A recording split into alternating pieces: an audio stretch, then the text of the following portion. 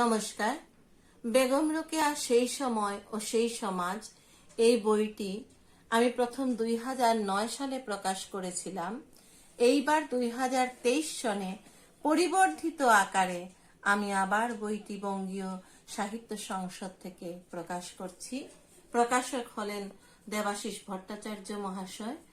বইটিতে প্রথম দিকে বেগম রোকেয়ার জীবনী নিয়ে আলোচনা করেছি। এর পরবর্তী অধ্যায়ে আমি পাশ্চাত্য নারীবাদ নিয়ে আলোচনা করেছি।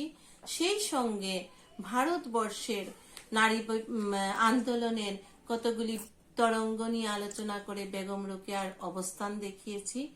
তৃতীয় অধ্যায়ে অবরোধের ইতিহাস লিপিবদ্ধ আছে, সেই সাথে আছে বেগম রোকেয়া অবরোধ নিয়ে কি চিন্তা করেছিলেন। এর পরবর্তী অধ্যায়ে নারীর আশ্রয়ের খোঁজ নিয়ে লেখা অসাধারণ উপন্যাস পদ্মরাগ, তা নিয়ে বিস্তৃত আলোচনা আছে। এর পরবর্তী অধ্যায়ে বেগম রোকেয়ার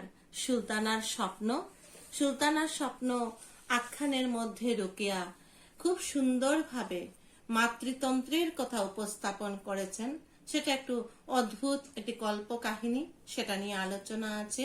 তিনি সেখানে নারীকে যুদ্ধবাজ, বৈজ্ঞানিক, শিক্ষাবিদ হওয়ার জন্য বলেছিলেন।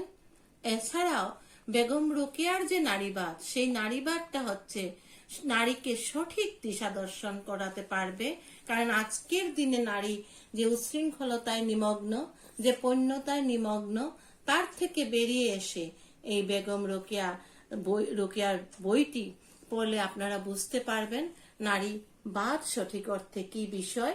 এবং আমাদের যে আসাম বিশ্ববিদ্যালয়ের পাঠ্যক্রমে অবরোধবাসিনী আছে, সেই অবরোধবাসিনীর রেফারেন্স বই হিসেবেও বইটি কাজ করবে।